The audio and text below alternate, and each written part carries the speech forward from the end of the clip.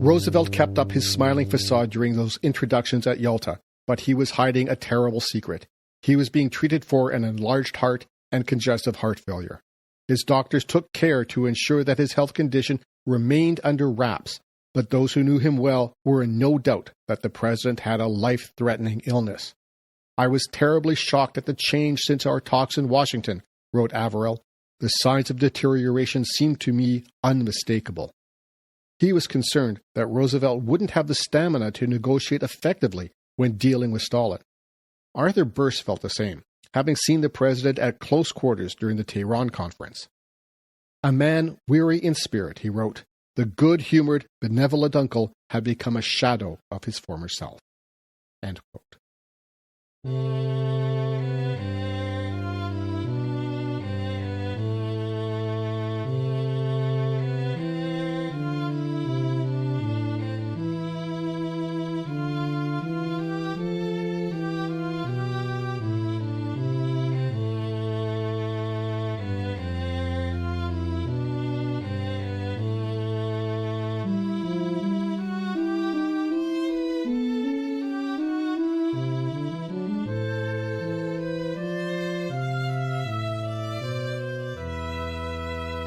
Welcome to Beyond Barbarossa, the first English-language podcast in the world to focus on the Eastern Front of World War II. Episode 95, The Impossible Alliance, Part 2. I'm Scott Burry, podcasting from the Redbeard Studio on unceded territory of the Anishinaabe Algonquin people, also called Ottawa, in free, independent, and sovereign Canada. Before I get further, remember that you can support Beyond Barbarossa through Patreon. Go to patreon.com/Beyond Barbarossa and choose any level of support you feel comfortable with. Patreon supporters get early, ad-free episodes, plus occasional bonus episodes.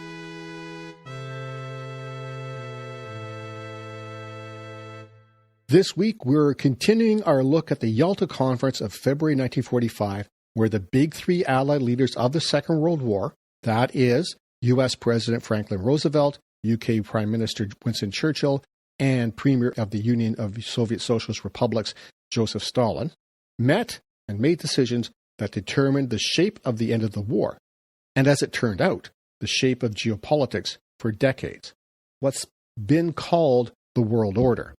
That may sound a little overstated, because, of course, there's going to be a lot of developments after the Yalta Conference and after the end of the Second World War that also contributed to the overall shape of world politics. And this podcast will get to that. But right now, we're focusing on the Yalta Conference of early February 1945 with the leaders of the USSR, the United States, and the United Kingdom and the British Empire. This series started 2 episodes ago, number 93, which summed up the conference and the major decisions that were made there.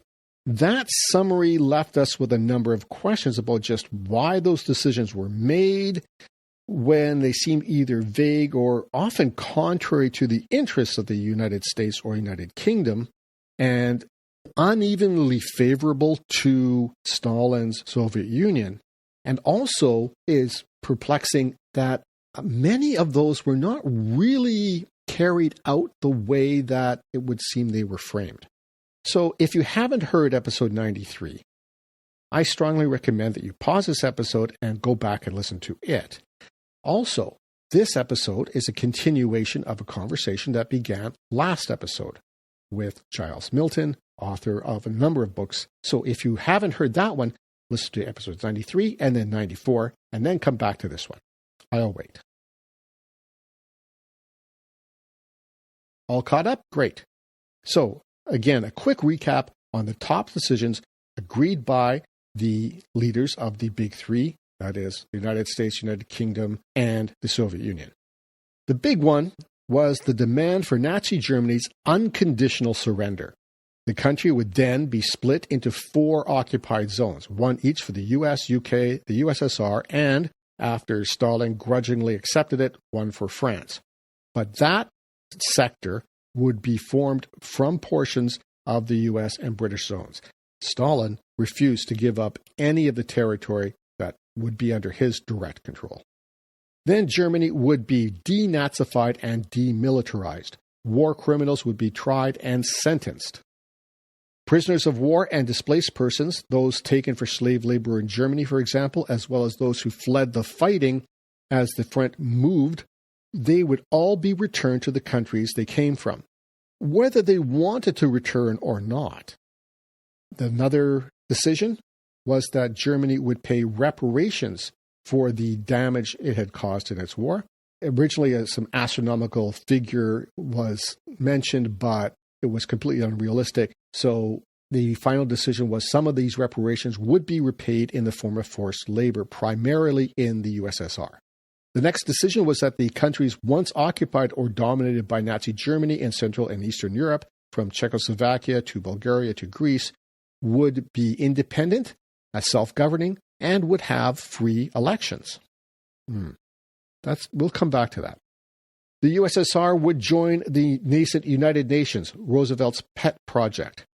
The Soviet Union also agreed to join the war against Japan after Germany's defeat, in return for the Kuril Islands and South Sakhalin Island in the North Pacific.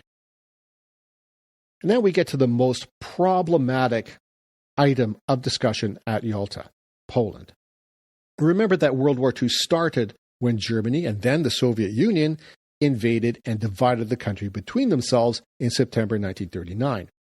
At Yalta, Churchill demanded that Poland be restored to its pre-war borders with a democratic government, starting with the pre-war elected Polish government, then operating in exile in London. Stalin insisted that the post-war border be the so-called Curzon Line, the de facto border between the German and Soviet occupation zones from 1939 to 1941.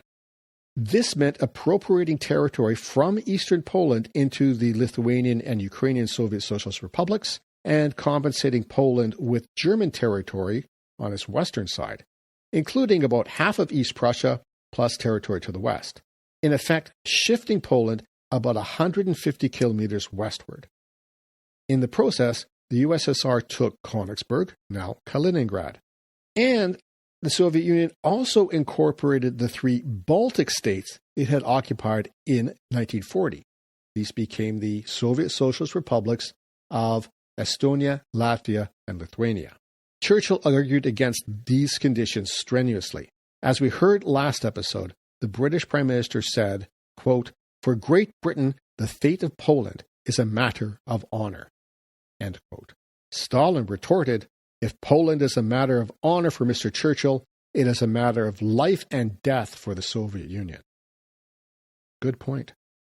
Franklin Roosevelt, the U.S. president, went along with the Soviet leader on this point, as he did with a number of other issues, mystifying not only Churchill and the British delegation, but also his own aides. Stalin grudgingly agreed to free and fair democratic elections in Poland after the war, but as you listeners know, that's not quite how things worked out. In short, Stalin got almost everything he wanted out of the Yalta Conference. The Western Allies did not, especially when it came to issues around Eastern Europe and democracy. Why?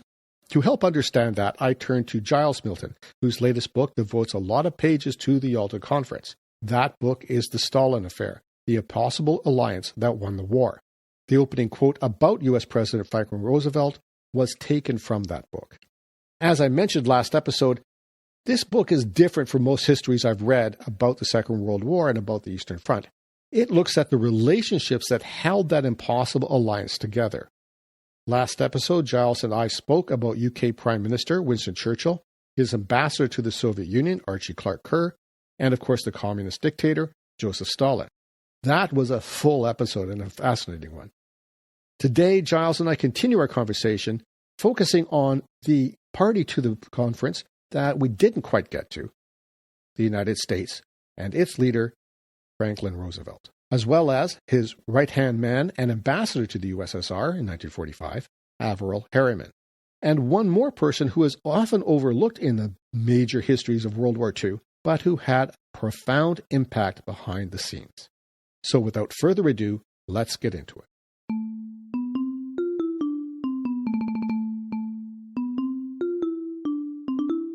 Okay, so I did say I wanted to ask about Roosevelt being the missing person, and that we haven't talked about that much yet. But before I do that, there's something else. Your book devoted a fair bit of space to Kathleen Harriman, Kathy or Puff. What drew you to her? Why mention her so much? So it's important to explain that Kathy Harriman was the daughter of Averell Harriman. Hmm. Averell Harriman was one of America's wealthiest businessmen. He owned the Union Pacific Railroad, and Hmm. he was also a good friend of Roosevelt. And Roosevelt, in 1941, selected Harriman to be his personal emissary to, first of all, to Winston Churchill, and later on to Joseph Stalin. Now, Averell Harriman was he's just to give a picture of him, he's this incredibly good looking, very wealthy, very gregarious individual. Yeah, I hate him. Close friend of the president. He goes over to England, but he wants to take his darling daughter Kathy Harriman with him.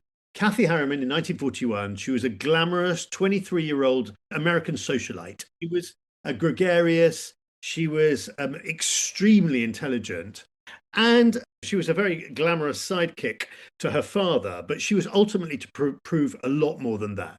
Hmm. Because Kathy Harriman is going to play a really, really important role, first in London and then in Moscow, where she accompanies her father to Moscow. She runs the American embassy in Moscow. She's in and out of the Kremlin. She's working for one of the Office of War Information in Moscow alongside Soviets. She's learned fluent Russian. But what's fascinating about her is that she writes hundreds and hundreds of letters home to her sister, principally in New York. And because these are sent via the diplomatic bag, they are uncensored. And so she describes exactly what life was like living in the Churchill household, because she and her father spent most of their time with the Churchills in the early part of the war. And then they spend much of their time with Stalin in the later part of the war. And she writes these extraordinary letters, very colourful, and sort of warts and all. You really get what it's like to be in the room with, Churchill or with Stalin. She Hmm. describes it all. So they're so vivid, and it's so rare as a historian to have these intimate portraits of these, great wartime leaders, Hmm. that it was a great sort of boon for me to have that when I was writing my book. That sounds great because having her there, I think, also brings out so much more, little tidbits. I've also found Averell Harriman a very important and very fascinating guy. Let's dive deep into that major player in the Yalta Conference right after this short break.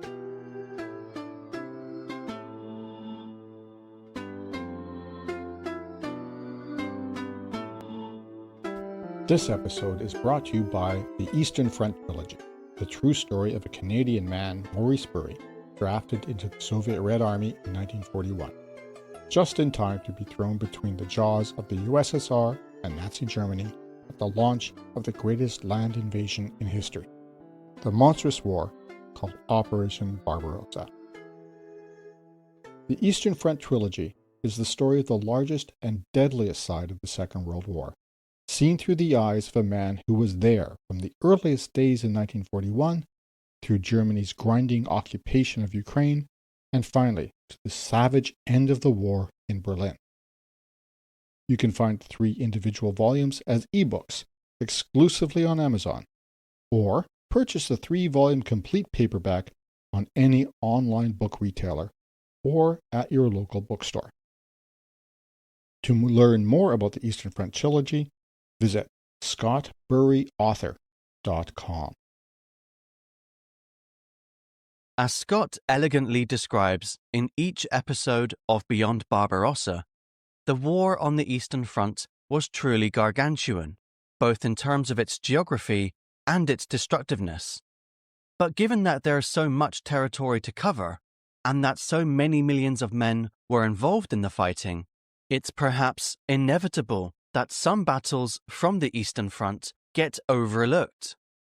I'm David Sumner, and I'm the host of Europe at War, a weekly podcast exploring lesser-known battles and stories of the Second World War with a particular focus on the Eastern Front.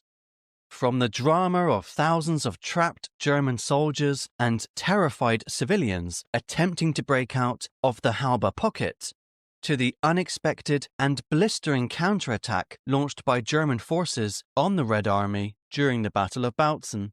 Many of the Eastern Front's most dramatic battles, particularly those which happened towards the end of the war, have long been neglected by historians, and their stories have remained untold until now. So to hear these incredible tales from the Eastern Front and more, check out Europe at War, available on all podcast platforms. Thank you. Now let's get back to the show.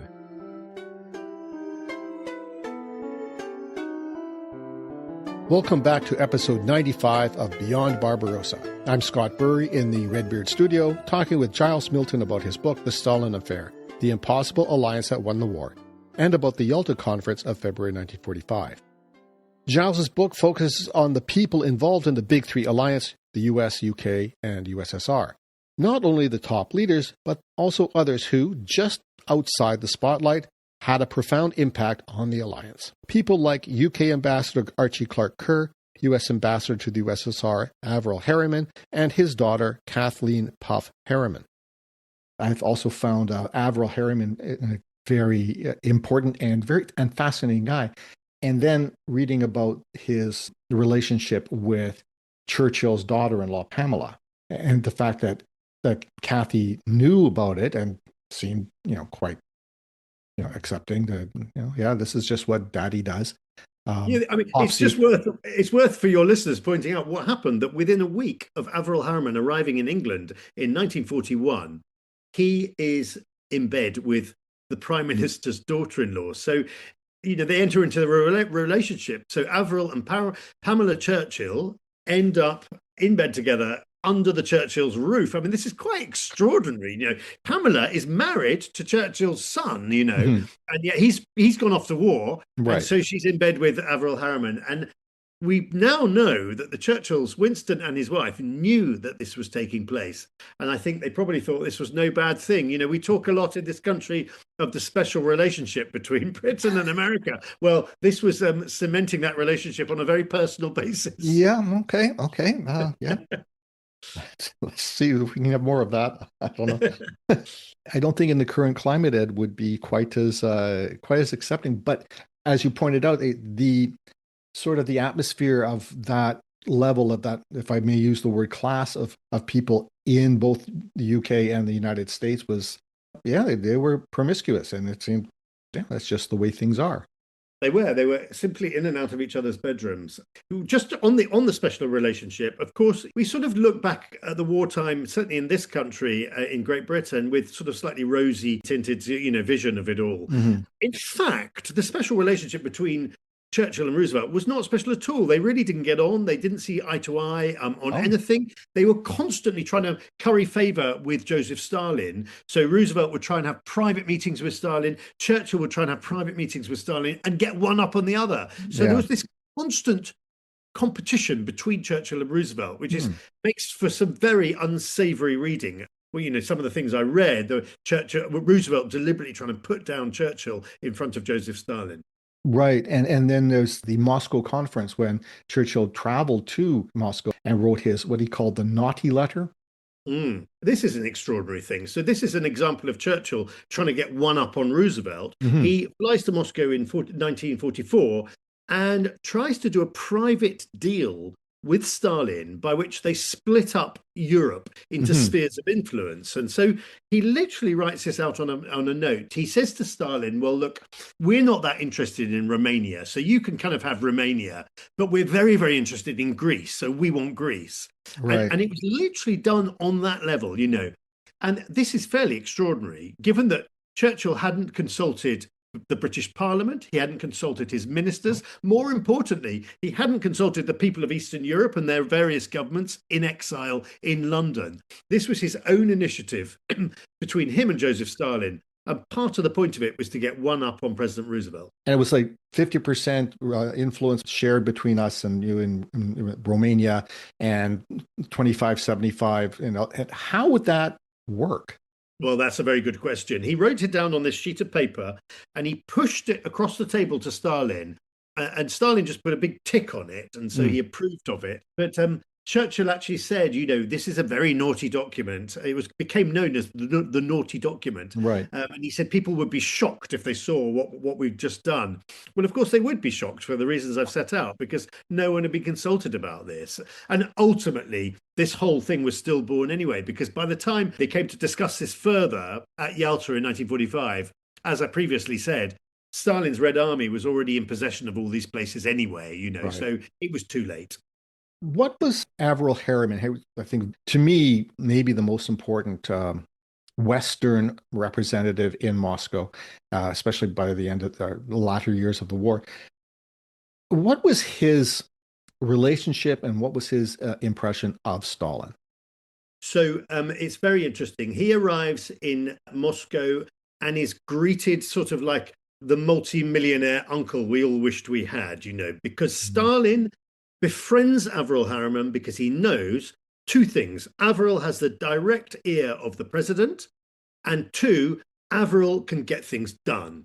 So, for example, when the Lend-Lease program is up and running, where this is essentially it's the United States of America equipping the Soviet Union with vast supplies of military hardware. What does Averell do? He turns around to the Detroit car manufacturers and he says, stop making any cars, start making tanks and planes for the Soviet Union. And because he's got the ear of the president, this happens, And so I think Stalin respected Averell Harriman and indeed Roosevelt in a way that he never respected Winston Churchill. He seemed to sort of like Winston Churchill in a way, but he didn't respect him in the sense that he knew Roosevelt and Averell Harriman could deliver on their promises. Right. When they said, we're going to ship X number of thousand tanks to the Soviet Union, Stalin knew he was going to get them, And so it was in his interest to befriend Averell Harriman. And one other thing I should say about Averell Harriman, because he got to know Stalin extremely well. He was literally in and out of the Kremlin every day. He was one of the key people that said to the powers back in America, do not underestimate Joseph Stalin. He is extremely brilliant at manipulating and getting what he wants. So he constantly was telling them back at home, be careful when you're dealing with this guy. Okay, really? Okay. So he was very much a realist. I guess he had to be in his position to run a successful railroad. He was a realist, but he also was one of the very, very few people that knew Stalin intimately.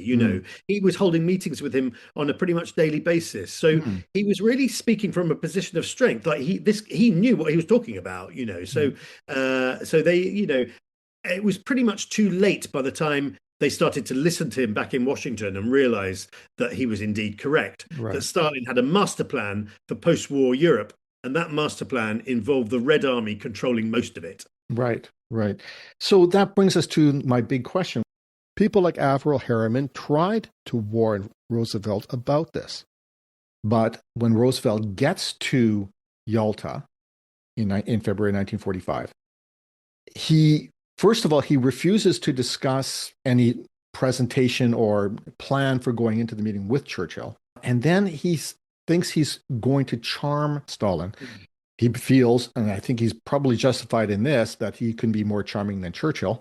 He is also giving in to Stalin, especially on Poland. And Harriman, as you point out in the book, says this is a naive way to go about things and is quite disturbed by it. So was it because he was ill at the meeting? I'm not asking you to psychoanalyze a man who's 80 years dead, but really, what do you think was going on with his mind, with his mindset, and his intentions at that meeting?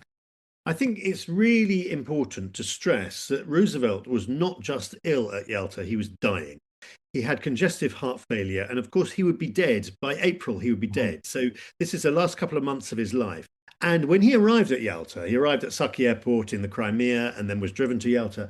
Everyone was profoundly shocked when they saw him. His skin was kind of pale, white, yellow. He just looked absolutely dreadful. And indeed, he was so ill that, one of the plenary sessions when they're discussing all of this stuff had to be held in his bedroom with him in bed. He couldn't get out of his own bed, So I think that it's been much underplayed, the fact that he was a very, very sick man when he came to Yalta.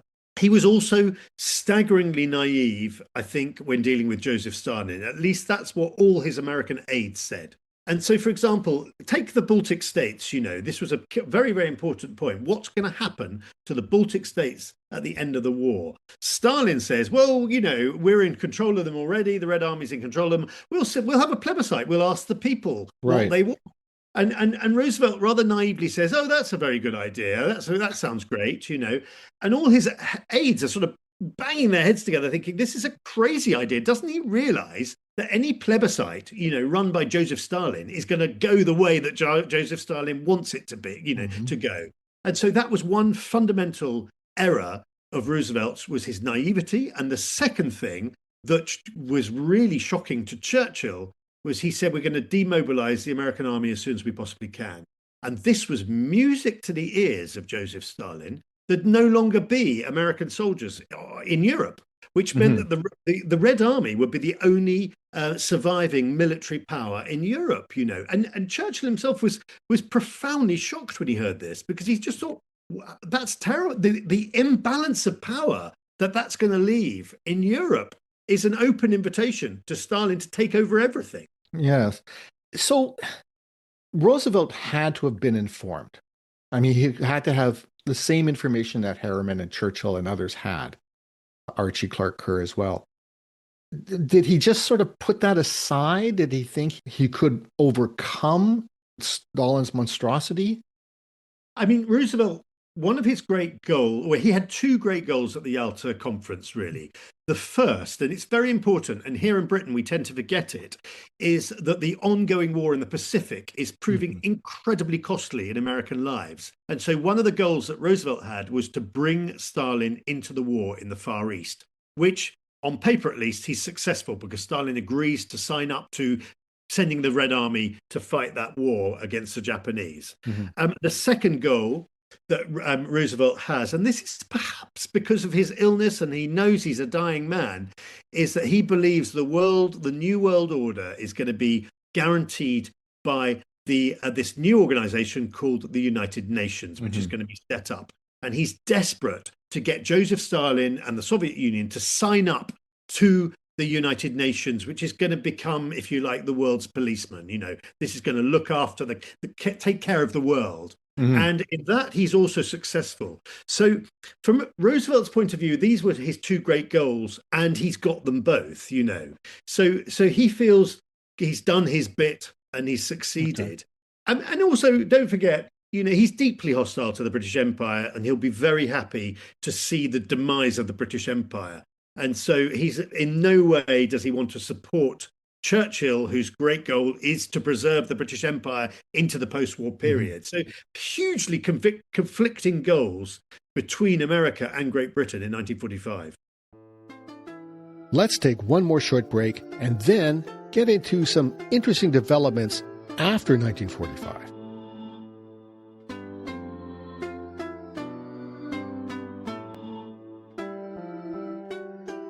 Hi, Scott here. I hope you're enjoying this episode and that you get a lot out of the whole podcast. If you do like it and you want to help me keep it going, please give it a rating or a review on Apple, Google, Amazon, Podbean, or whatever podcasting platform you listen to it on. That helps let other people know about it. Patreon's another way you can support the podcast, my research, and podcasting expenses. All you have to do is go to patreon.com/beyondbarbarossa and sign up at whatever level of support you choose. Patreon supporters get early, ad-free access to new episodes, as well as exclusive bonus episodes on topics like the Winter War between the USSR and Finland, and the pre-Barbarossa invasion of Poland by Nazi Germany and the Soviet Union in 1939. Check it out, won't you? Just go to patreon.com/beyondbarbarossa. Thanks. Did you know that the cappuccino was invented by a Ukrainian? Or that many first names, like Philip and Agatha, were brought to Western Europe by Ukrainian princesses? Or that a Ukrainian was the first female given the rank of officer in a modern army? Well, if you didn't, and even if you did, you can learn more on my podcast, Wandering the Edge, a podcast about Ukrainian history with a spot of travel, and all in English. And if you like Beyond Barbarossa as much as I do, because, well, it makes my life a whole lot easier since I don't have to do any episodes deep diving into the Eastern Front of the Second World War, please take a listen to Wandering the Edge for a deep dive into Ukrainian history, culture, and traditions. Find out more on wanderingtheedge.net. And now let's get back to Scott exploring and explaining the Eastern Front of the Second World War. Welcome back to episode 95 of Beyond Barbarossa. I'm Scott Burry in the Redbeard studio, talking with Giles Milton about his book, The Stalin Affair, The Impossible Alliance That Won the War, and about the Yalta Conference of February 1945. The British Empire then, as we know, fades away quickly after the Second World War, but it seems into the vacuum comes the Soviet Empire. That's absolutely true. I mean, Britain is a bankrupt, broken nation at the end of the war, which is, you're not very popular if you say that in Great Britain at the moment, but That's the fact of the matter, is that Britain was bankrupt. We had our food rationing went on for another 3 or 4 years after the war's end, So Britain was bankrupt at the end of the war. The empire was teetering on the brink. India would be lost. It's all falling apart. Britain, of course, will be saved by the Marshall Plan, George Marshall's, plan for the resurrection of Europe, the financial resurrection of Europe. One thing that Churchill realizes, with no American troops left in Europe, it's absolutely crucial that Germany has to be rebuilt, and this is an idea that would have been shocking at the Yalta Conference. Germany is going to be kept as this nation that that can't really economically do anything. It's going to be pushed into the ground. Churchill realizes, and this is where there's going to be a great turning point at the beginning of the Cold War, where Churchill says, Germany has to be rebuilt. We need a strong Germany as a counterpoint to the vast force of the Soviet Union. And this is where, again, the Marshall Plan comes in. Right. The German economy is rebuilt, and West Germany arises like a phoenix and becomes this great financial superpower. Right. I don't want to oversimplify it, but Roosevelt knows that he's dying. He doesn't have much time left. So he's got his two goals, and the thing that he thinks is going to be the new world order is the United Nations. Yeah. So either he didn't foresee the rise of a globe-spanning Soviet empire, or thought that the UN would be strong enough to counter that. I think he thought the UN was going to be a much more powerful body than it turned out to be. And I think he genuinely thought, from the private memos and stuff I've read, that he thought the Soviets could be contained. That if you get Stalin to sign up to this new convention, this new world order, this new kind of architecture of the post-war world, then he's going to be working within the system. And once he's in the system, you can keep him sort of on side, if you like. Right. Of course, this is not going to work out. The alliance, the wartime alliance, is going to fall apart within a very, very short space of time after the war's come to an end. The Cold War really begins in the shadow of the victory celebrations. It's quite extraordinary how quickly it all turns sour, and clearly Stalin is intent on becoming a world bully. He's going to throw the weight of the Soviet Union around to get exactly what he wants. That's one of the questions I have for my own podcast is, after the end of the Second World War, what do I do? And the Cold War is sort of beckoning as the subject that makes the most sense.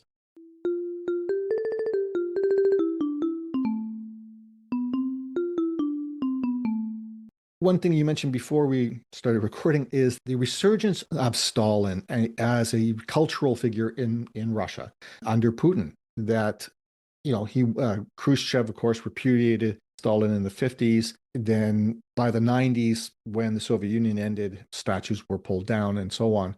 But now he's being reconsidered in Russia. Yeah, more than that, he's being resurrected. I mean, statues are going up all over the place, and they're these vast, great monuments, and the priests and bishops and patriarchs of the Orthodox Church turn out to bless these things as they're being unveiled. So I think Putin's goal is to hark back to this period in the Second World War. This is the great struggle for survival. This was the Russia not the Soviet Union. He never mentions the Soviet Union. He always talks about Mother Russia. Mother Russia survived against all the odds. And because Stalin was leading Mother Russia at that time, he has become a useful figurehead to be resurrected. And yeah, there are statues. It's quite extraordinary. Statues going up all over Russia in now under the auspices of Vladimir Putin to celebrate this great moment in Russian history as he sees it. Just mind blowing. So I guess also it would require some suppression of some aspects of history to rebuild that image of Joseph Stalin.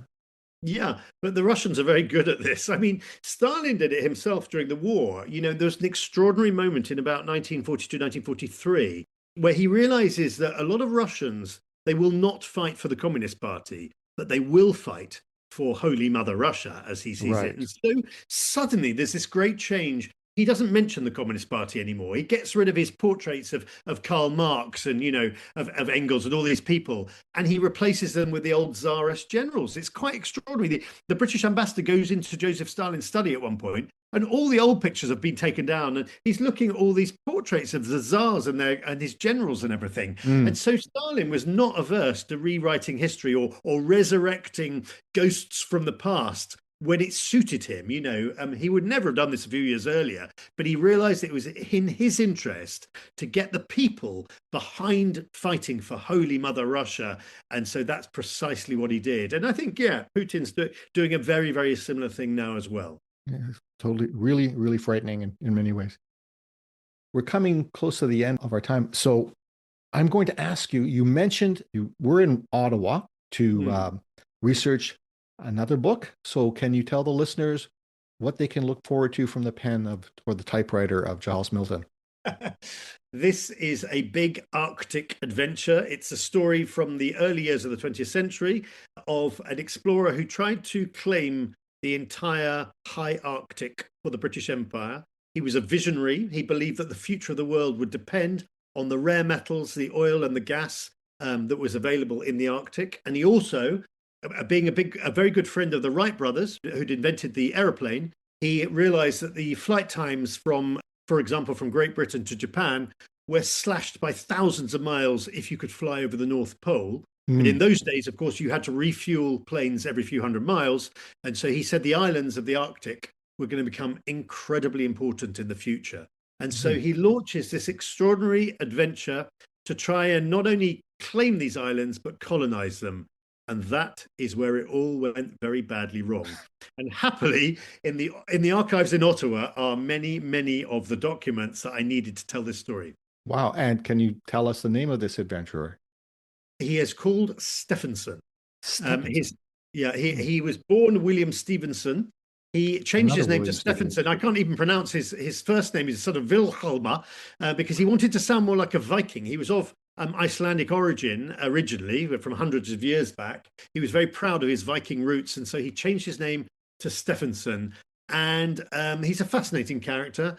He was really made into a celebrity by the press, and the press would perhaps, for people reading my book, will find out whether or not the press were to spell his downfall in the end. But he was certainly a visionary, and given that all the noises that Trump is currently making towards Greenland, he had a very similar attitude to the importance of these places in the high Arctic. So I think it's going to be quite a topical book. I wasn't expecting it to be very topical, but I think it is going to be. Yes, a lot of focus on the Arctic. And another William Stevenson. So that's 3. Yes, that's true, actually. You're right. Wow. He was one of the great celebrity explorers of his age. And because of what happened up in the high Arctic, I won't give up too much away. Because of that, no one these days has heard of him. But I can assure you, in 1918, if you mention the name Stephenson, everyone would have heard of him. He was a household name around the globe. And when can we expect this book? Well, all being well, it will come out in spring, exactly a year from now, actually. Okay. In Britain, it's John Murray, which I think the Canadian edition will be John Murray. And in America itself, it will be published by Henry Holt. And what's the name of the book? The title? It's called, at the moment, and it could change, but my title is Island of Ghosts. One man's obsession with the remotest place on earth is the subtitle. Thanks very much, Giles. We'll all look forward to Island of Ghosts. Well, thanks very much for having me on as well. It's been tremendous.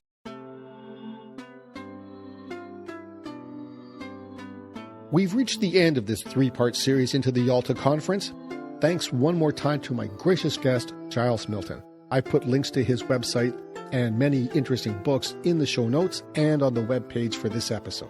Just go to beyondbarbarossa.podbean.com and click on the title for this episode, number 95, The Impossible Alliance, Part 2. And thank you, listeners. I also want to make a special thanks to all the Patreon patrons. Until all Ukrainian refugees can return home safely, your financial support goes to charities that help Ukrainian refugees. If you're not doing so already, please consider following Beyond Barbarossa on your preferred podcasting app. Just hit that follow button. And I really appreciate a rating on Apple Podcasts, Spotify, Stitcher, Podbean, iHeartRadio, or wherever you listen. And if you have a couple of minutes, a brief review on any of those platforms would help let others who are interested in this part of history know about us. Do you have a question, a comment, something to add? I'd love to hear from you. You can reach me by email, scott@beyondbarbarossa.ca, or through the Facebook Beyond Barbarossa page. You can also find me, Scott Burry Author, on Blue Sky, Instagram, and Threads. Original music was composed and recorded by Nicholas Burry. I'm Scott Burry. Until next time, keep your paddles in the water.